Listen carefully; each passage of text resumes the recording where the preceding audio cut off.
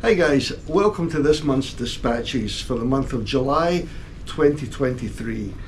This is quite an exciting month because in the middle of July I'll be heading down to Australia for the first time in almost 4 years to visit our collectors and dealers in Brisbane, Sydney, Adelaide, and look up some old friends in Melbourne as well.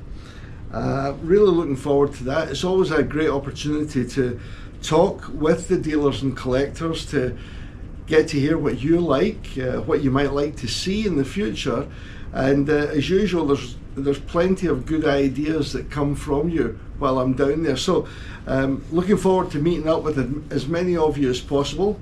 Hope the weather is nice and cool, as it should be, because it's the winter in Australia, even though here in Hong Kong it's the middle of our summer, so it's humid and very hot here. But as I say, down in Australia it'll be much cooler and much more comfortable. Anyway, before that, let's get on to this, which is this month's releases. Now, this month's releases, we're actually covering one of the greatest battles of World War II and one of the most versatile military vehicles of the Vietnam War. So let's begin with the battle that we're talking about. And the battle is, of course, the Battle of the Bulge, which erupted on December 16th, 1944, and was really the last-ditch gamble by Adolf Hitler to try to break up the Western Allies and have them perhaps sue for a separate peace in order that he could then take on the Russians with the full weight of the German forces. Anyway, the idea was a surprise attack through the Ardennes forest in Belgium, which would split up the American and British forces in both those sectors, and through that hopefully reach the coast and in a way do a repeat of the victory in 1940, when the Germans had used this blitzkrieg technique with great effect. However, this time round it was much more different. As it happened, although the American forces, where the brunt of the attack took place and which suffered the greatest number of casualties, although the American forces were initially caught by surprise, eventually they rallied, and in fact very quickly they rallied and fought back, and it ended up that fully 1/3 of the entire US Army in World War II fought in the Battle of the Bulge. It was the greatest, or the biggest force of Americans in one place fighting against one enemy that there had ever been. So that's why it's a huge effect on the war itself. It basically destroyed the German army. They never were able again to mount any kind of counterattack that had the force of this first one, but their counterattack basically ran out of steam. They ran out of fuel as well, ran out of ammunition, and eventually were forced back. So what we've got here, and what you can see on the table here, are actually 2 4-man sets. We've got one little fighting patrol.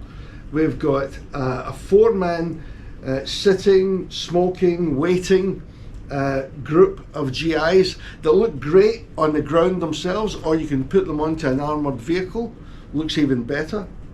We've even got 2 little single figures, which is a medic and a radio man standing at the end of the line, and at the very end of the line I'm giving you a little sneak preview of a little set that we're calling Chow Time, which is actually based on a famous photograph taken during the Battle of the Bulge of a group of US soldiers lining up in the snow to get some hot food. So what we've got here is a sitting chef behind his little field cooker, and he's got a large pot of what's probably, I hope, very hot stew and vegetables that he's doling out to the soldier that's waiting.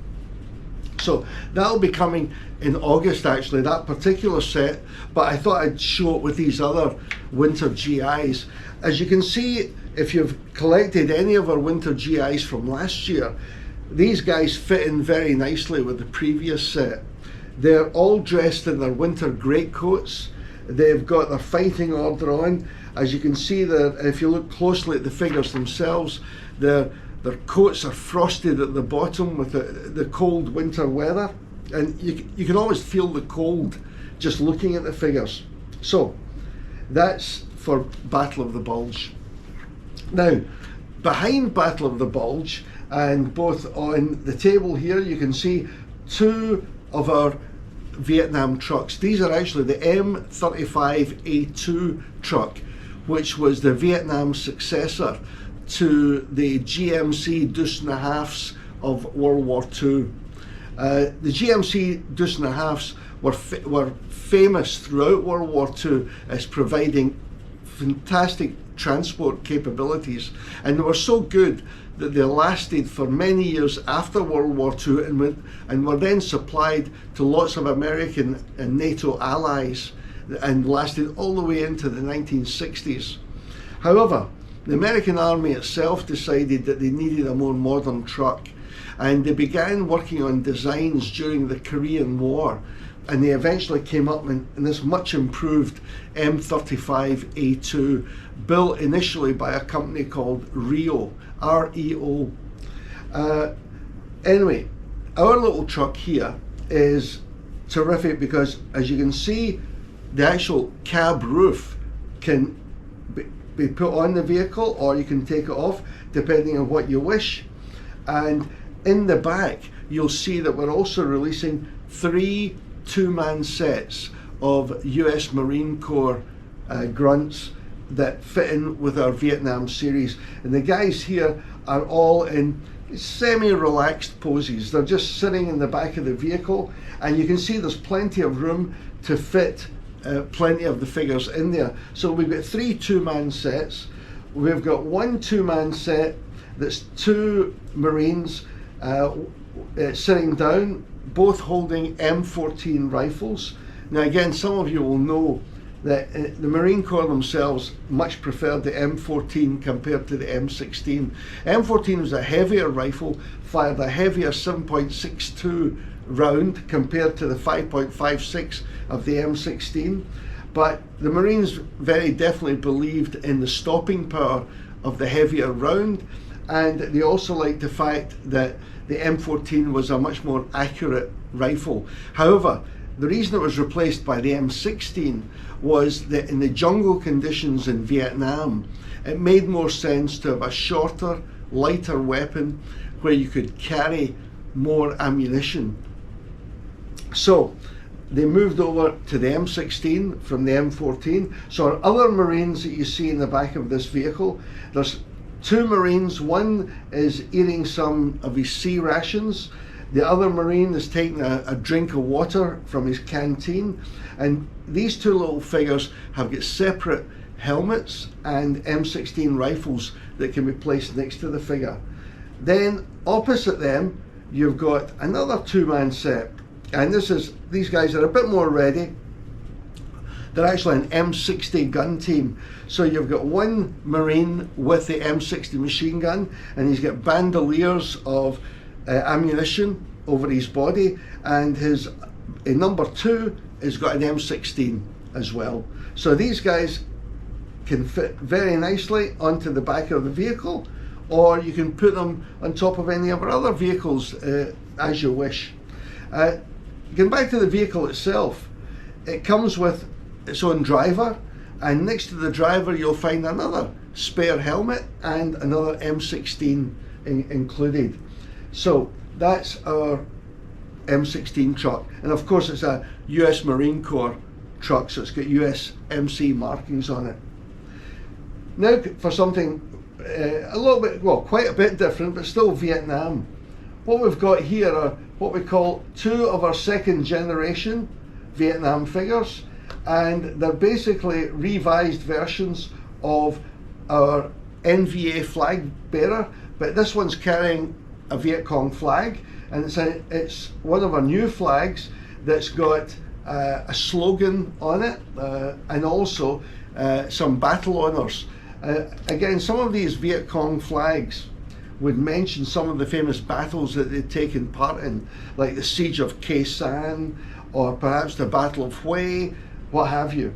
Anyway, we decided that we'd do the first version of this figure did very well, and we thought, well, let's try a slight alternative.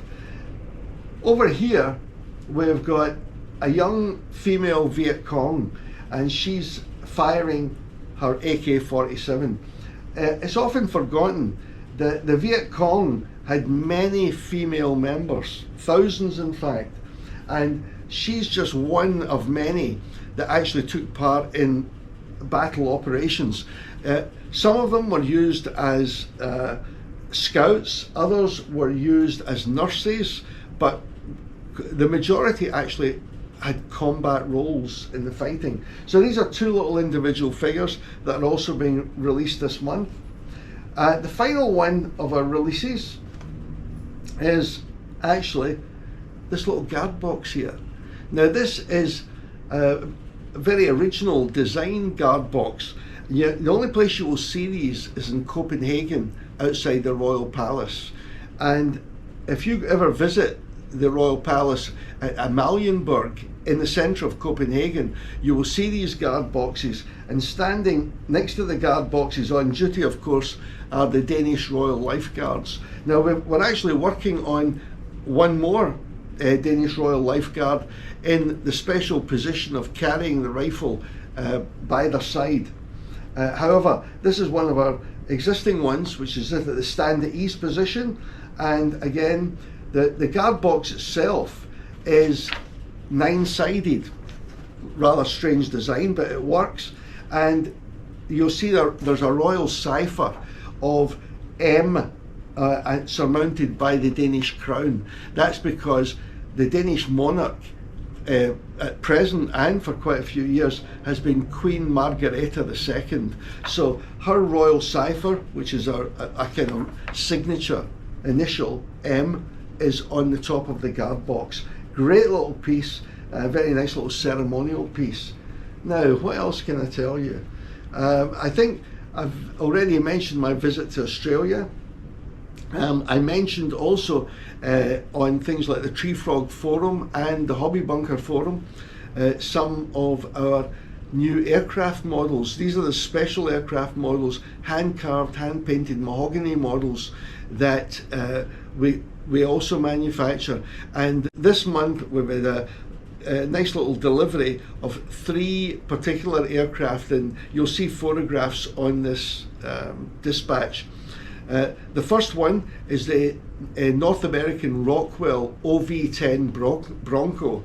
This was a twin-engine turboprop observation aircraft and light support aircraft flown in Vietnam during the war. Very unusual design, but great looking little aircraft. Could actually carry quite a lot of ordnance under the wings, and again we'll show you some photographs of that. The second Vietnam aircraft that we've got is the Bell I think I'm trying to say AH-1 Cobra gunship, and that's a 2-seater attack helicopter, again used in ground support of the troops, but also used as close escort for the Huey helicopters, either delivering supplies or carrying ground troops into battle. The final model that we got this month is the F4U4 Vought Corsair. Now, this started off as a World War II carrier-borne fighter bomber aircraft, very successful in World War II, supplied not only to the American Navy and Marine Corps, but supplied in large numbers to the Royal Navy Fleet Air Arm and the Royal New Zealand Air Force.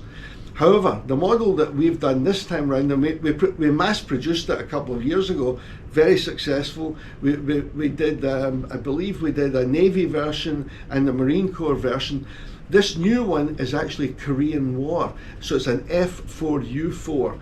That means it had a 4-bladed propeller, used again in the fighter bomber role. And the model that we've done has got rockets underneath and other ordnance, and the Corsair could carry rockets, bombs, cannon, machine guns. This particular model has got great markings on it, and you'll see the big difference, by the way, if you look at the star and bar on the aircraft. The way that you can tell the difference between a World War II American aircraft and a post-war Korean War vintage aircraft is you look at the star and bar, and after World War II they added a red stripe in the center of the bars. So you'll see the red stripe, and that denotes Korean War aircraft, and at the same time you'll see it with some of our Navy figures that we did for our earlier Corsair, just to give an idea of scale. Terrific looking aircraft. Check them out. If you'd like more details, contact us direct here in Hong Kong. And that's about it, except to say once more, really looking forward to getting down to Australia, looking forward to meeting as many of our Australian friends as we can, and until then, all the best and happy collecting.